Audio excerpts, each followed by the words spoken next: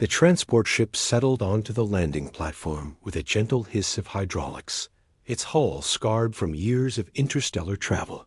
Captain Marcus Reed stepped out into the filtered atmosphere of Kepler Station, adjusting to the slightly lower gravity. This was supposed to be a routine supply run to the outer colonies. But the distress beacon had changed everything. The message had been brief but desperate. Human vessel, please respond. Humanitarian aid requested.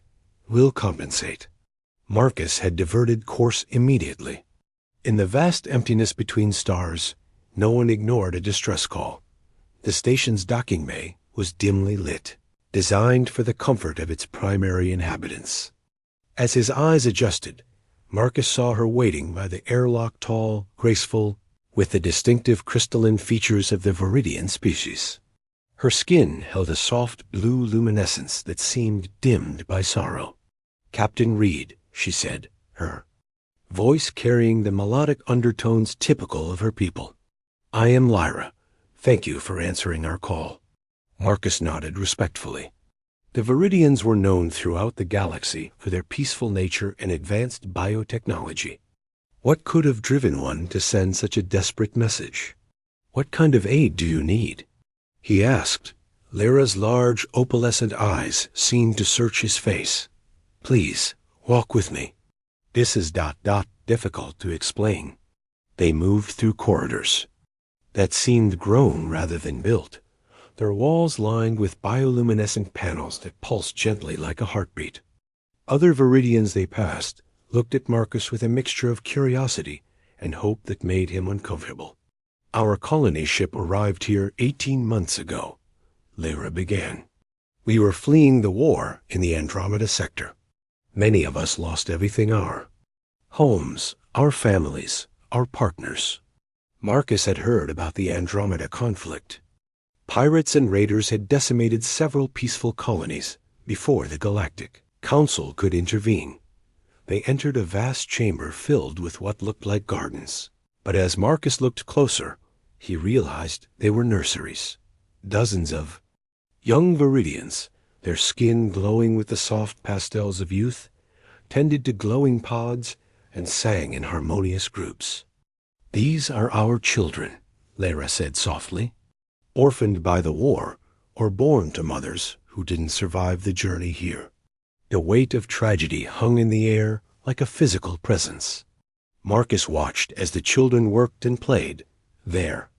Innocent laughter, a stark contrast to the sorrow in their caretaker's eyes. "I'm sorry for your losses," Marcus said, "but I don't understand what this has to do with me."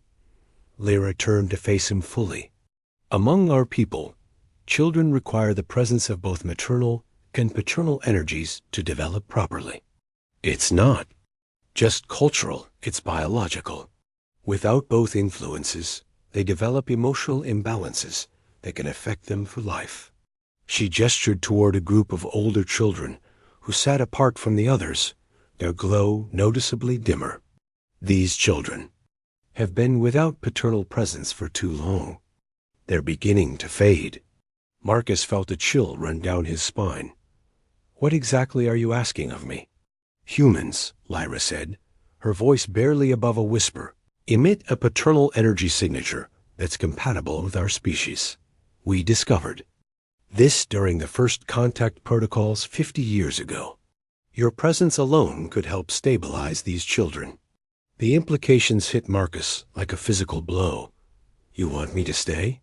To be a father to them?" "Not just you," Lyra said quickly.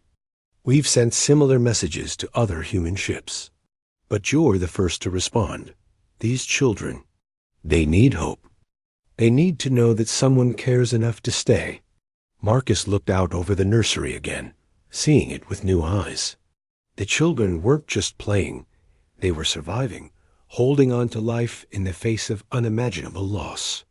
The older ones, the ones whose glow was dimming, looked at him with desperate hope. "Why not find partners among your own people?" he asked. Lyra's expression grew even more pained. "The war took most of our males.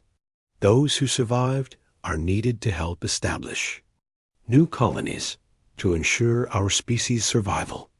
We cannot ask them to remain here when duty calls them elsewhere. A small Viridian child approached them, her skin flickering with nervous energy. She looked up at Marcus with wide, innocent eyes and said something in her musical language. She asks if you're going to be her new papa, Lyra translated, her voice breaking. Marcus knelt down to the child's level. Her skin was dimmer than the others, the fade already beginning. But when he smiled at her, she brightened noticeably, her natural luminescence strengthening. I have a ship, Marcus said slowly. A crew, responsibilities. I understand, Lyra replied. I cannot ask you to abandon your life. But perhaps ... perhaps you could stay for a time. Even a few weeks would help. And if you could contact other humans, ask them to consider. How many children? Marcus interrupted. 47 who desperately need paternal presence. Another 30 who will need it soon. Marcus stood, his decision crystallizing. He thought of his crew, good people who would understand. He thought of his cargo runs, profitable but ultimately meaningless compared to this. I'll stay, he said, and I'll put out the call to other human ships. We won't let these children fade. Lyra's eyes filled with tears that sparkled like liquid diamonds. Truly, you would do this for us? Marcus looked around at the children, at their caretakers, at this community that had endured so much loss yet. Still dared to hope. Where I come from, he said, we believe that it takes a village to raise a child. Looks like you've got yourself a village. The small child tugged on his sleeve again, chattering excitedly in her language. She says thank you, Papa Marcus, Lyra translated, her voice warm with gratitude and hope. For the first time in months, the nursery filled with the sound of truly joyful laughter.